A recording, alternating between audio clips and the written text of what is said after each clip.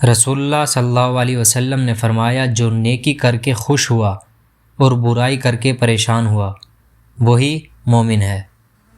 حضرت عمر رضی اللہ تعالیٰ عنہ نے عرض کیا، اے اللہ کے رسول، ہم کون سا مال حاصل کرنے کی کوشش کریں؟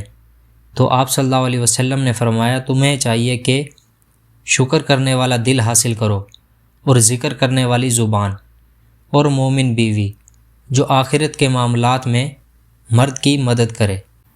مرد اپنی آنکھوں کی حفاظت کرے یا نہ کرے، عورت کے لیے اسلام پردے کا حکم دیتا ہے، اور عورت پردہ کرے یا نہ کرے، اسلام مرد کو اپنی نگاہیں نیچے رکھنے کا حکم دیتا ہے۔ اسلام جو حکم دیتا ہے اس میں میں اور وہ کا بہانہ نہیں چلتا۔ رسول اللہ صلی اللہ علیہ وسلم نے فرمایا، اللہ کی نظر میں کسی مومن کا ناحق قتل کرنے سے پوری دنیا کا تباہ ہو جانا بھی کم اہمیت رکھتا ہے۔ نبی کریم صلی اللہ علیہ وسلم نے فرمایا، مبارک ہو اس شخص کو جسے اپنے نامہ اعمال میں زیادہ استغفار ملا۔